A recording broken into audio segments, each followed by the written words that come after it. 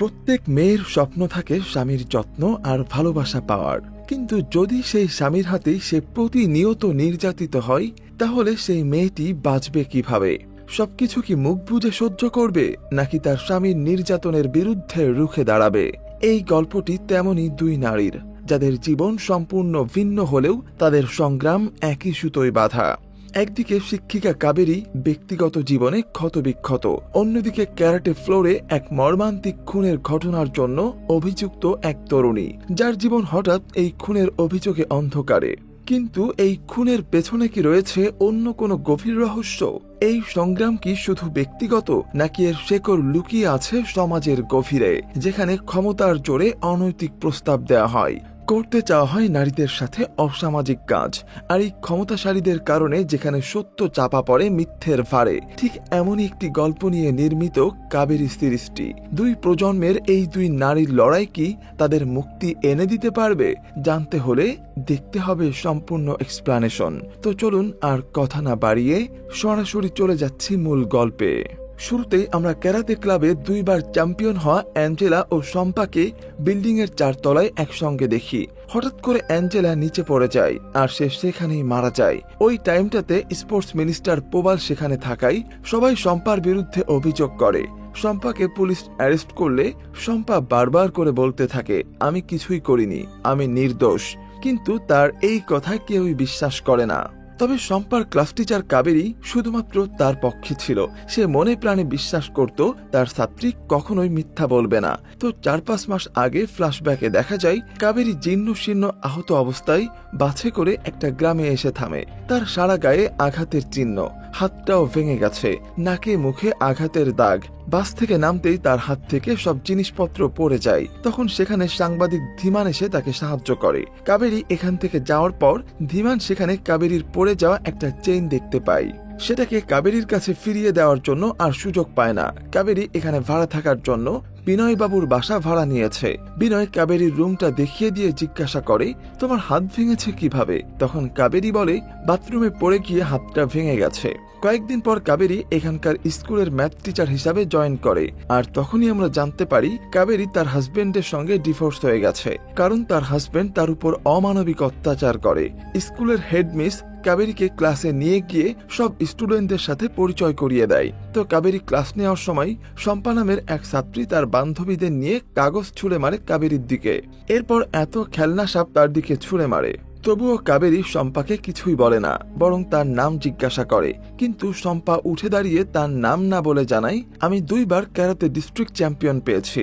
তখন পাশ থেকে একজন বলে ওঠে, লেখাপড়া তো কিছুই পারিস না, এসব চ্যাম্পিয়ন হয়ে কি লাভ? তো যাই হোক, কাবেরী বাসায় চলে আসলে রাতে তার ফোনে আননোন নাম্বার থেকে একটা ভয়েস মেসেজ আসে। কাবেরী সেটা ওপেন করতেই কেঁপে ওঠে, কারণ এটা আর কারো নয়, বরং তার হাজবেন্ডের ভয়েস মেসেজ। তো হাজবেন্ড অনিশের কণ্ঠ শুনেই কাবেরী তার ভয়ঙ্কর অতীতের কথা মনে করে। অনিশ তাকে কি পরিমাণ টর্চার করত সে কথা ভেবে কাবেরী মাটিতে লুটিয়ে পড়ে। পরদিন কাবেরী ক্লাসে আসলে দেখতে পাই তার ছবি খুব বাজেভাবে ব্ল্যাকবোর্ডে এঁকে রেখেছে, এবং পেছন থেকে শম্পা কাবেরীর দিকে একটা বাজে শব্দ করতে থাকে। আর সেই শব্দে কাবেরী ভয় পেয়ে ক্লাস থেকে চলে যায়। কাবেরীর চলে যাওয়া দেখে শম্পার অনেক আনন্দ পায়, আর তার বান্ধবীরা সব একসঙ্গে হাসাহাসি করতে থাকে। তো ক্লাস না নিয়ে কাবেরী চলে আসার কারণে হেডমিস গিয়ে ক্লাসের সবাইকে কান ধরিয়ে দাঁড় করিয়ে রাখে আর অনেক বকাঝকা করে। এরপর শম্পা কাবেরীর উপর আরো বেশি রেগে যায় আর মনে মনে কাবেরীকে জব্দ করার সম্পূর্ণ প্ল্যান করতে থাকে। বাসায় ফিরে রাতে যখন কাবেরী স্টাডি করছিল, তখন হঠাৎ করে তার রুমের লাইট অফ হয়ে যায়। মূলত শম্পাই কাবেরীকে বিরক্ত করার জন্য এসব কিছু করছে।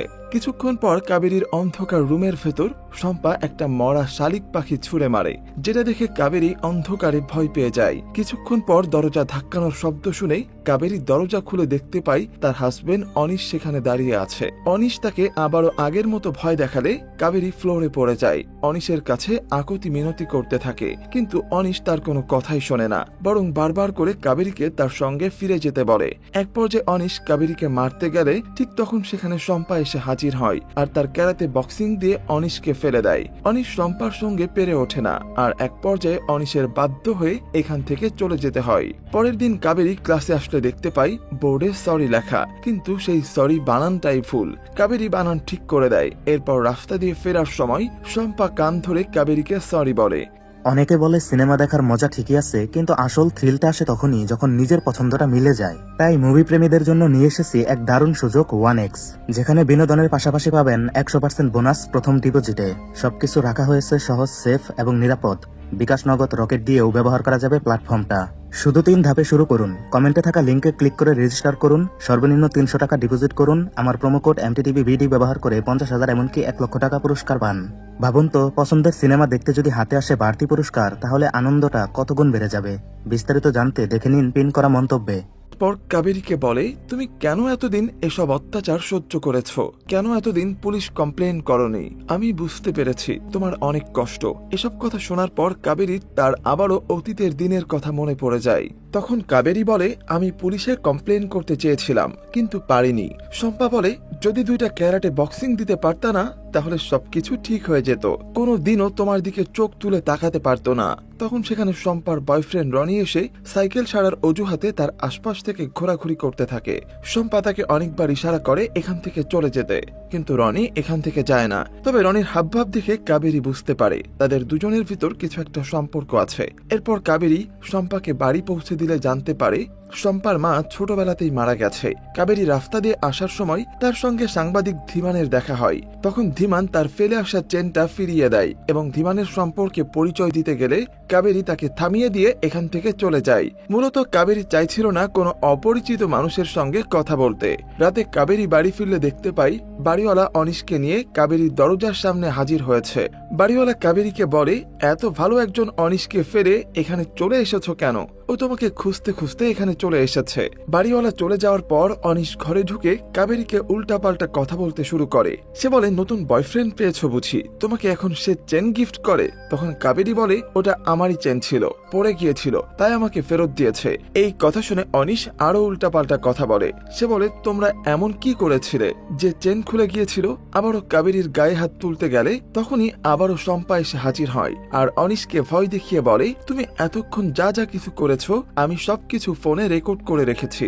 যদি আমি এখন এটা থানায় দেখাই তাহলে তোমার কি হবে সেটা বুঝতে পারছো তো? তখন অনিশ ভিডিওটা বারবার ডিলিট করার চেষ্টা করে, কিন্তু শম্পার সঙ্গে পেরে ওঠে না। এদিকে স্কুল ছুটির পর প্রতিদিন কাবেরী শম্পাকে পড়াতে আসতো, আর এই সুযোগে সে শম্পার খাবার দাবার রান্না করে দিত। কারণ কাবেরী বুঝেছিল শম্পার মা নেই, তাই শম্পাকে ভালো মন্দ হেলদি খাবার কেউ রান্না করে দেওয়ার মতো নেই। যেহেতু শম্পা ক্যারাতে প্র্যাকটিস করে, তাই তার হেলদি খাবার খাওয়াটাও খুবই জরুরি। একদিন শম্পা পড়ার সময় তার কাছে ক্রীড়া প্রতিযোগিতা অফিস থেকে ফোন আসে। শম্পাকে জানানো হয় সে সেখানে সুযোগ পেয়েছে। এই নিউজটা পেয়ে শম্পা অনেক খুশি হয় আর আনন্দে কাবেরীকে জড়িয়ে ধরে।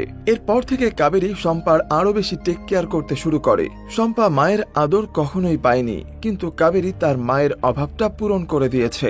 সেই সাথে কাবেরীও নিঃসন্তান। তার জীবনে যেন শম্পা সন্তান হয়ে ফিরে এসেছে। এরপর শম্পা চলে যায় প্র্যাকটিসের জন্য কলকাতা ক্যারাতে ক্লাবে। এর বেশ কিছুদিন পর খবর আসে শম্পার উপর থেকে একটা মেয়েকে ঠেলে ফেলে দিয়ে মার্ডার করেছে, যার দায়ে শম্পাকে পুলিশ অ্যারেস্ট করে নিয়েছে। এই খবর পেয়ে কাবেরী শম্পার সঙ্গে জেলে দেখা করতে আসে। তখন শম্পা কান্না করে কাবেরীকে বলে, আমি কিছুই করিনি, আমি কোনো খুন করিনি, আমি নির্দোষ, তুমি আমাকে এখান থেকে বাঁচিয়ে নিয়ে যাও। কিন্তু তখনই কাবেরী জানতে পারে এই কেসের ইনচার্জ তার হাজবেন্ড অনিশ, যে কিনা তাদের দুজনের প্রতি প্রতিশোধ নেওয়ার জন্য ওত পেতে বসে আছে। এটা দেখে কাবেরী ভয় পেয়ে যায়। তাই কাবেরী অনিশের কাছে এসে রিকোয়েস্ট করে বলে, আমাদের দুজনের ভিতরে ঝামেলা, ওই নিষ্পাপ মেয়েটাকে জড়িও না। তবে এসব কথায় অনিশের তেমন কোনো কিছুই যায় আসে না। সে শম্পার ফোন থেকে সেদিনকে সেই ভিডিওটা ডিলিট করে দেয়। এসব কিছু দেখে কাবেরী অনেক রেগে যায় আর অনিশকে বলে, তুমি একবার আমার সন্তানকে মেরেছ, কিন্তু এবার আর আমি তোমাকে আমার সন্তানের কোনো ক্ষতি করতে দেব না। ফ্ল্যাশব্যাকে দেখা যায় কাবেরী একদিন অনিশ আর তার মায়ের জন্য চা বানিয়ে নিয়ে আসে। তখন জানা যায় কাবেরী প্রেগন্যান্ট। অনিশের মা তাকে জিজ্ঞাসা করে, আলতা করে কি দেখছিলে, ছেলে হবে না মেয়ে? তখন অনিশ বলে, এটা দেখার কোনো নিয়ম নেই। এই কথা শুনে কাবেরী খুবই খুশি হয় আর ভেতরে চলে যায়। তখন অনিশ তার মাকে জানায়, নিয়ম না থাকলেও আমি এটা জেনে এসেছি, তাদের বাড়িতে প্রথমে মেয়ের সন্তান আসতে চলেছে। এই কথা শুনে অনিশের মা অনেক রেগে যায় আর অনিশকে রাগ করে বলে, আমাদের বংশে আগে কখনো মেয়ে হয় না। এই বলে বুড়ি এখান থেকে উঠে গেলে সেখানে কাবেরী আসলে অনিশ কাবেরীকে জড়িয়ে ধরে বলে, এই বাচ্চাকে আমাকে কখনো বাবা বলে ডাকবে? তার এমন অদ্ভুত কথা শুনে কাবেরী বেশ ঘাবড়ে যায়। আর তখনই অনিশ উঠে দাঁড়িয়ে তার ভয়ঙ্কর রূপটি দেখায়। কাবেরীকে খুব বাজেভাবে মারতে শুরু করে। এসব কিছু অনিশের মা পাশের রুম থেকে শুনছিল, কিন্তু সে তার ছেলেকে কোনো কিছুই বলে না এবং নির্মমভাবে অত্যাচারিত হওয়ার পর কাবেরীর গর্ভের সন্তানটা নষ্ট হয়ে যায়। সিন বর্তমানে আসলে দেখা যায় শম্পার বাবা আর কাবেরী একজন উকিলকে ঠিক করেছে এই কেসটা লড়ার জন্য। মূলত শম্পার বাবা একমাত্র মেয়ের এমন অবস্থা দেখে কোনোভাবেই মেনে নিতে পারছিল না। এমন সময় তারা একসঙ্গে কথা বলার সময় হঠাৎ করে কাবেরীর ফোনে একটা আননোন নাম্বার থেকে কল আসে, আর এই কলটা রিসিভ করতেই তাকে বাইরে ডেকে পাঠানো হয়। কাবেরী সেখানে আসলে তাকে থানার পেছন থেকে একটা রুমের ভেতরে নিয়ে আসা হয়, আর সেখানে আগে থেকেই শম্পা কাবেরীর জন্য অপেক্ষা করছিল। মূলত জেলের পেছন দরজা দিয়ে এভাবে লুকিয়ে লুকিয়ে ঢুকলে তাকে আর জেলের সিসিটিভি ক্যামেরায় কেউ দেখতে পাবে না। তো যাই হোক, শম্পা কাবেরীকে দেখে জড়িয়ে ধরে কাঁদতে থাকে। কাবেরী শম্পার মাথায় হাত বুলিয়ে তাকে শান্ত করার চেষ্টা করে। তখন শম্পা তার সঙ্গে ঘটে যাওয়া সমস্ত সত্য ঘটনা খুলে বলে। ফ্ল্যাশব্যাকে দেখা যায় শম্পা ক্যারাতে ক্লাবে গিয়ে দেখতে পায় সেখানকার 2 বার চ্যাম্পিয়ন অ্যাঞ্জেলাকে। সবাই তাকে খুব প্রায়োরিটি দেয়। তখন সেখানের একজন বয়স্ক ও কেয়ারটেকার এসে শম্পাকে বলে অ্যাঞ্জেলা বড় লোকের মেয়ে, তারপর আবার 2 বার স্টেজ চ্যাম্পিয়ন, তাই তাকে সবাই এমন তেল দিয়ে চলে। তো রুমে গিয়ে শম্পা একটা বেডে বসে তার ব্যাগ থেকে কাপড় চোপড় গোছাচ্ছিল। তখন সেখানে অ্যাঞ্জেলা এসে বলে, এটা আমার বেড, এখান থেকে উঠে অন্য কোনো বেডে যাও। আমি যখনই এখানে আসি তখনই এই বেডে থাকি, এই বেডে কখনো কেউ আসে না। এই কথা শুনে শম্পার বেশ বিরক্ত লাগে। তখন শম্পা বলে, তুমি সবসময় যেটা চাইবে সেটাই হবে, এটার কি মানে আছে? আমি এই বেডে আগে এসে বসেছি, তাই আমি এখানে থাকবো। তুমি দরকার হয় অন্য কোনো বেডে গিয়ে বসো। এমন সময় সেখানে একজন গার্ড এসে শম্পাকে বেডটা ছেড়ে দিতে বলে আর অন্য বেডে যেতে জোর করে। তবে উঠে যাওয়ার সময় শম্পা বলে, তুমি 2 বারের চ্যাম্পিয়ন হতে পারো, কিন্তু আমার সঙ্গে লাগতে এসো না, তাহলে হয়তো তুমি আমার সঙ্গে পারবে না। এই কথা শুনে অ্যাঞ্জেলা বলে, আমি যার তার সঙ্গে করতে যায় না। আর তখনই আশেপাশে থাকা সবাই তাদেরকে নিয়ে অনেক হাসাহাসি করতে থাকে। এই ঘটনার পর শম্পা অনেক মন খারাপ করে বারান্দায় গিয়ে দাঁড়িয়ে থাকে। তখন ওই কেয়ারটেকার এসে শম্পাকে সান্ত্বনা দিয়ে বলে, অল্পতে ভেঙে পড়ো না, তোমাকে নিয়ে আজকে যারা হাসি ঠাট্টা করছে তাদেরকে তুমি তোমার প্রতিভাটা দেখিয়ে দাও, এটাই হবে তোমার দেওয়া ওদের জন্য উচিত জবাব। সকালে শম্পা প্র্যাকটিস করতে আসলে তাকে এখানকার কোর্স চড়ে যেতে বলে, কারণ তখন সেখানে অ্যাঞ্জেলা প্র্যাকটিস করতে আসবে। এই কথা শুনে শম্পা বলে, আমি তো আগে এসেছি, তাহলে আমি কেন এখান থেকে চলে যাব?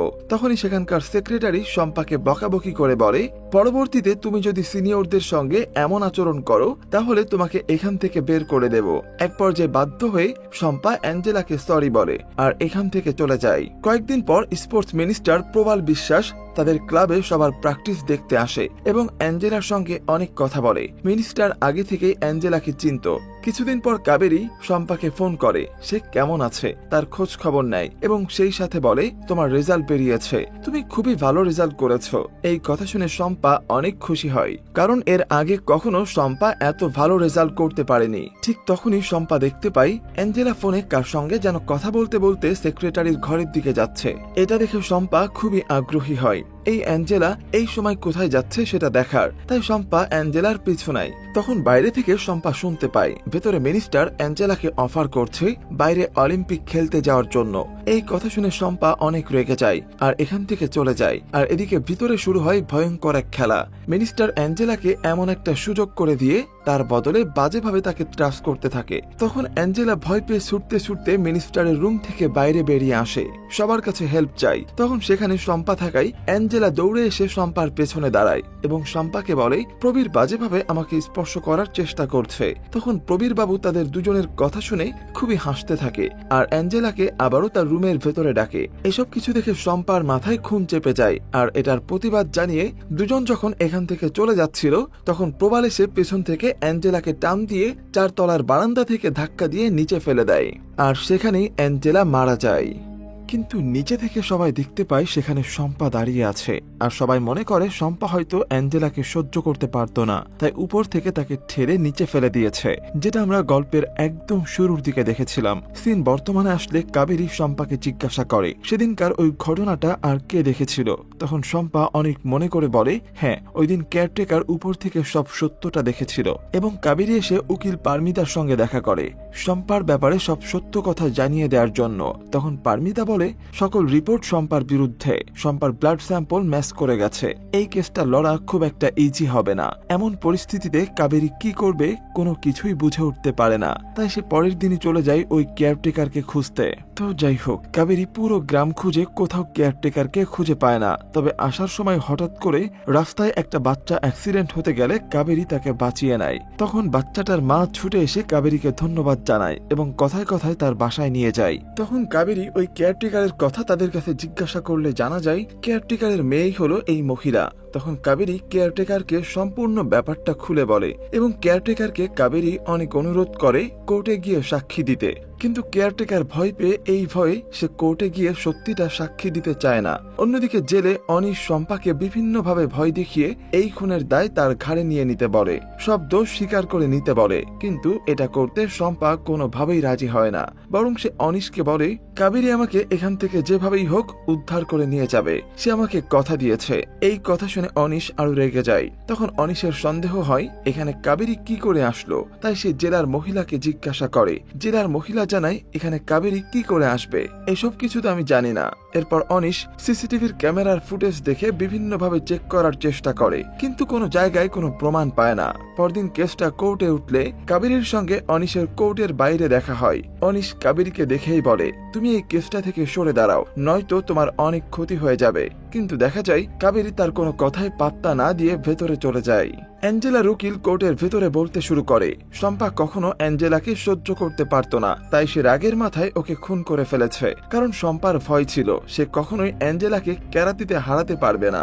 তখন পারমিতা এসে শম্পার কাছে সব সত্যটা জানতে চায়। শম্পাও কোর্টে দাঁড়িয়ে সেদিনকার সব সত্য ঘটনা বলে দেয়। শম্পা বলে অ্যাঞ্জেলাকে আমি নয় বরং মিনিস্টার খুন করেছে। পারমিতা অ্যাঞ্জেলার দিদি মল্লিকাকে ডেকে পাঠায়। মল্লিকাও সাক্ষী দেয়। অ্যাঞ্জেলা সেক্রেটারির রুমে যাওয়ার আগে মেসেজ করে মল্লিকাকে জানিয়েছিল সে সেক্রেটারির রুমে যাচ্ছে। এমনকি অ্যাঞ্জেলা তার সঙ্গে কথা বলতে বলতেই সেক্রেটারির রুমের দিকে এগোচ্ছিল। পারমিতা সবার সামনে প্রমাণ করে অ্যাঞ্জেলার মৃত্যুর আগে সে সেক্রেটারির রুমে গিয়েছিল মিনিস্টারের সঙ্গে কথা বলতে। সেখানে সকলের চোখের আড়ালে ওই রুমের ভিতর কি হয়েছিল সেটা কিন্তু কেউই জানে না। এসব কিছু জানার পর জর্জ পুলিশ অফিসারকে বলে সে তথ্যটা আপনার তদন্ত করে বের করা উচিত ছিল, যেটা আপনারা পারেননি। আপনারা সুষ্ঠুভাবে তদন্ত করুন। এদিকে ধীমান সোশ্যাল মিডিয়ায় অ্যাঞ্জেলার মৃত্যুর জন্য শম্পা নয় বরং মিনিস্টারকে দায়ী করে এমন একটা পোস্ট লিখে আপলোড করে। আর এই নিউজটা রাতারাতি ভাইরাল হয়ে যায়। এতে করে দুপাশ থেকে প্রবাল অনেক চাপে পড়ে যায়। তাই সে পুলিশ অফিসার অনিশকে ডেকে পাঠায় আর বলে যত টাকা লাগে নাও, তবুও তুমি এই কেসটাকে ধামাচাপা দিয়ে দাও। অন্যদিকে নিউজ দেখে কেয়ারটেকার সিদ্ধান্ত নিয়েছে সে আদালতে এসে সব সত্যিটা স্বীকার করবে। তাই সে কাবেরীকে ফোন করে এবং পারমিতার সঙ্গে দেখা করে। পারমিতা তাকে খুব সাবধানে থাকতে বলে, যার কারণে কেয়ারটেকারকে দেখাশোনা করার জন্য দুজন লোকও ঠিক করে দেয়া হয়। পরদিন সকালে দুইজন লোক ছদ্মবেশী কেয়ারটেকারের বাড়িতে এসে বলে আমাদেরকে আপনার উপর নজর রাখার জন্য পাঠানো হয়েছে। এদিকে কেয়ারটেকারের মেয়ে বাড়ি না থাকায় রাতে এই দুই ছদ্মবেশী পাহারাদার কেয়ারটেকারের গলায় ফাঁসি দিয়ে মেরে ফেলে। এই খবর পেয়ে কাবেরী ছুটে আসে। এমন পরিস্থিতিতে তার এখন কি করা উচিত কোনো কিছুই সে বুঝে উঠতে পারে না। এছাড়া কেয়ারটেকারের মেয়ে কাবেরীকে এই ঘটনার জন্য দায়ী করে অনেক কান্নাকাটি করে। এদিকে রাতে কাবেরীর সঙ্গে প্রবালের সেক্রেটারি দেখা করতে আসে এবং বারবার করে কাবেরীকে অনুরোধ করে এই কেসটা থেকে সরে দাঁড়াতে। কাবেরীকে হুঁশিয়ারি করে বলে দেয় এই কেসটার জন্য কিন্তু আপনার চাকরিও চলে যেতে পারে। কিন্তু কাবেরী কোনো মতেই এই কেসটা থেকে হাত গুটিয়ে সরে যেতে চায় না। অন্যদিকে সবাইকে চমকে দেওয়ার মতো একটা রিপোর্ট এসে কাবেরীর হাতে পৌঁছায়। এটা হলো অ্যাঞ্জেলার অরিজিনাল ডেথ সার্টিফিকেট। পরদিন এই রিপোর্টটা পারমিতা জজের কাছে পেশ করে। আর একই পোস্টমর্টমের দুইটা রিপোর্ট হওয়ার কারণে জর্জ আবারও পুলিশের কাছে মন দিতে বলে। এমনকি পুলিশকে হুমকি দিয়ে জানিয়ে দেয় এই কেসটা সিআইডির কাছে হস্তান্তর করা হবে বলে। সেই সাথে জজ শম্পাকে জামিন দিয়ে দেয়। শম্পাকে জামিন দিলে শম্পা ইমোশনাল হয়ে কাবেরীকে জড়িয়ে ধরে কান্না করে। পরের দিন প্রবাল অনিশকে পাঠিয়ে অনেক গালিগালাজ করা শুরু করে। তাকে দিয়ে একটা কাজও হয় না, সে ঠিকঠাকভাবে কোনো কিছুই করতে পারেনি। এসব কিছু উল্টাপাল্টা বলাতে অনিশ অনেক রেগে যায় আর মিনিস্টারের উপর পিস্তল তাক করে এবং তাকে আর সেক্রেটারিকে ভয় দেখায়। অন্যদিকে শম্পার বাবা এখনো আর তার মেয়েকে এই কেসের ভিতর জড়াতে চায় না। কিন্তু শম্পা চায় অপরাধের সঠিক বিচার হোক, তাই সে কান্না করে কাবেরীর কাছে এসে বলে সে এই কেসের সাক্ষী হতে চায়। তখন কাবেরী শম্পাকে সুন্দরভাবে বুঝিয়ে বলে, তোমার বাবা ঠিক কথা বলছে, এই সমস্ত কিছু নিয়ে তুমি এখন আর ভেবো না, এসব কিছু থেকে বেরিয়ে এসে পড়াশোনায় মনোযোগ দাও। কাবেরীর মাথায় সমস্যা থাকার কারণে তাকে চাকরি থেকে বাদ দেওয়া হয়। এই কাজটা করিয়েছে মূলত অনিশ। এদিকে হেডমিস এসে কাবেরীকে বলে, তুমি যদি এই কেসটা উঠিয়ে নাও তাহলে তোমার চাকরিটা আবারও ফেরত দেওয়া হবে। কিন্তু কাবেরী সেটা করতে রাজি হয় না। এক পর্যায়ে কাবেরী গ্রাম ছেড়ে কলকাতার দিকে চলে যাচ্ছিল। এমন সময় পেছন থেকে শম্পা এসে কাবেরীকে আটকে বলে, তুমি আমাকে একা ফেলে এখান থেকে কোথায় যাচ্ছ? তখন কাবেরী শম্পাকে বুঝিয়ে বলে, আমি আবারও কিছুদিন পরে চলে আসব। আর ঠিক তখনই কয়েকজন গুন্ডা এসে শম্পাকে তুলে নিয়ে যায়। তখনই কাবেরীর কাছে কল আসলে কাবেরী ছুটে যায় প্রবালের কাছে। তখন প্রবাল জোর করে কাবেরীকে দিয়ে একটা ভিডিও করিয়ে রাখে। এই ভিডিওতে কাবেরী বলে, এখানে মিনিস্টারের কোনো দোষ নেই, এই খুনটা আমি করিয়েছি, সবকিছু টাকার লোভে পড়ে। তাছাড়া আমার মাথায় সমস্যা, তার কারণে আমি কখন কি করি কোনো কিছুই বুঝে উঠতে পারি না। এই ভিডিওটা শেষ হলে কাবেরী শম্পাকে ফেরত দিতে বলে। এরপর দেখা যায় কাবেরী অনিশের কাছে ফিরে এসেছে। অনিশ আবারও কাবেরীর উপর অনেক টর্চার করে আর বলে, আমি তোমাকে ভালোবাসি। সুযোগ বুঝে কাবেরী অনিশের ড্রিঙ্কসে একটা ঔষধ মিশিয়ে খাইয়ে দেয়। কিছুক্ষণ পর অনিশ ঢলে পড়লে কাবেরী বলে, তোমার সঙ্গে কোনো মানুষ থাকতে পারে না, কারণ তুমি তো মানুষ নও, তুমি পশু যে তার নিজের সন্তানকেও খুন করতে পারে। পরদিন সকালে অনিশের ঘুম ভাঙলে দেখতে পাই একটা রুমের ভিতর সে একা বন্দী হয়ে রয়েছে। তার গায়ে কোনো কাপড় চোপড় নেই, শুধুমাত্র আন্ডারওয়্যার ছাড়া। এবং দরজা খুলে দেখতে পাই তার পুলিশের ইউনিফর্ম দরজার কাছে কেউ রেখে গেছে। তখন অনিশ ইউনিফর্মটা পরে বাইরে বেরিয়ে আসলে তাকে পুলিশ এসে অ্যারেস্ট করে নিয়ে যায়। এদিকে দেখা যায় প্রবাল মারা গেছে। প্রবালের সেক্রেটারি জানায়, এখানে কাল রাতে অনিশ এসেছিল। সেই সাথে অনিশের আগের একটা ভিডিও দেখায় যেখানে অনিশ পিস্তল ধরেছিল প্রবালের দিকে।